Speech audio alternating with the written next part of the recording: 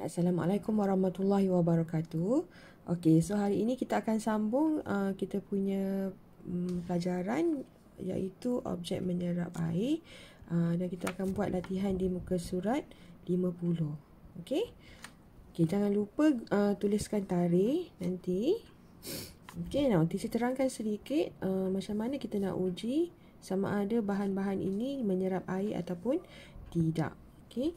So tengok alatan dan bahan dia. Kita perlukan gelang getah, kain lap, kertas dan sudu besi. Okey, so yang ni bahan yang kita akan uji sama ada dia boleh menyerap air ataupun tidak.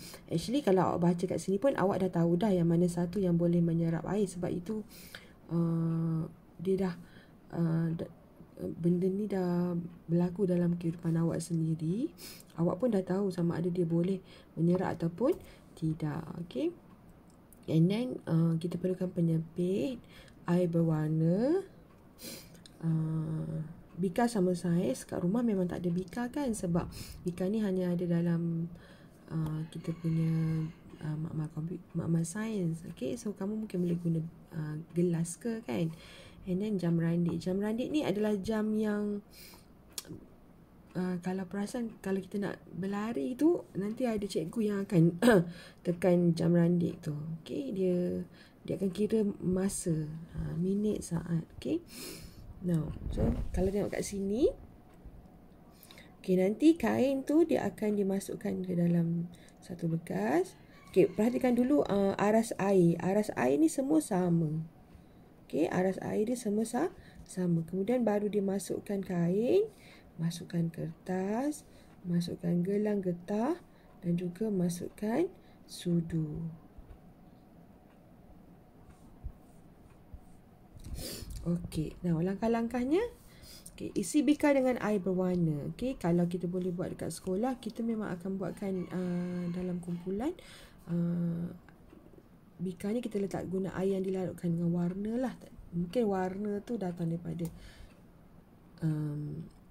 sirap ke kan, bagi dia ada warna untuk lebih menarik.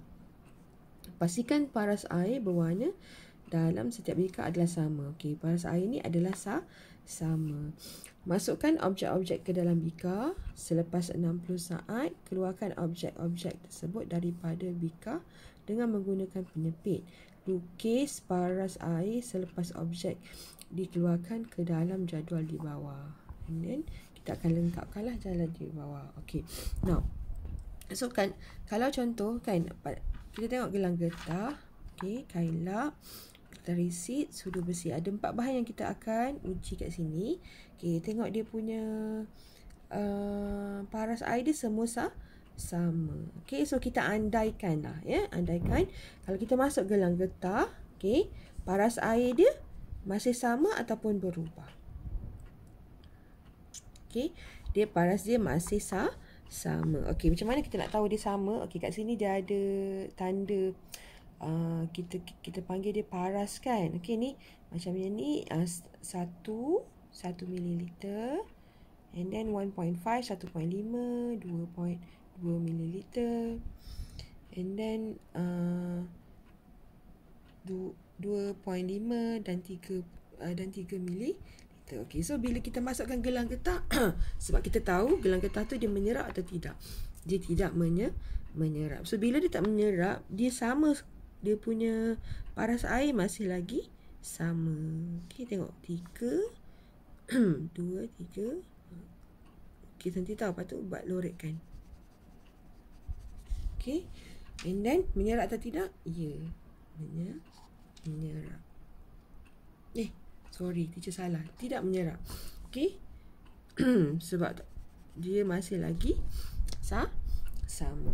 Okey, now kita pergi pula kepada kain lap. Okey, adakah dia menyerap? Okey, cuba fikir. Kain lap ni dia menyerap ke tidak? Okey, so kain lap dia menyerap sebab bila kita letak kain lap biasa dia akan menyerap air itu masuk ke dalam kain lap yang kering tadilah. So kalau kita angkat kain lap tu, air ni akan berkurangan. So teacher anggar saja kita berkurang kepada 2. So buat ke 2, lorekkan. So dia menyerap menyerap air. Okey, seterusnya kertas resin. Okey, tadi kain, ini kertas. Okey, so kalau kertas masuk dalam air, adakah ia menyerap? Ya, ia menyerap. Sama juga bila dia menyerap, dia kurang. Dia akan mengurangkan paras air kamu kepada, okey, turunkan dia. So menyerap air. And then yang terakhir, sudu besi. Sudu besi macam sama juga dengan gelang getah, dia tidak menyerap air. So kalau kita letak dia dalam air yang sama tu, adakah dia akan turun? Tidak, dia tak akan turun. Airnya, parasnya masih lagi kekal. So dia tidak menyerap air. Okey. So ini untuk kita tahu sama ada dia menyerap ataupun tidak. Kamu boleh cuba dekat rumah ataupun just tengok yang teacher terangkan kat sini. Sebab basically kamu sendiri tahu gelang getah dan juga sudu besi ni adalah bahan yang diperbuat daripada getah dan juga sudu besi daripada besi. So dia bukanlah bahan yang menyerap air. Okay. So itu sahaja untuk hari ini. Okay, now nanti kita akan buat juga eksperimen. Sama ada kita nak tahu, kita akan buat minggu hadapan. Kita nak tengok serap sedikit ataupun banyak. Okay, nanti kita baru tahu sama ada yang mana satu yang paling menyerap banyak, yang mana satu yang menyerap sikit. Okay, so untuk hari ini kamu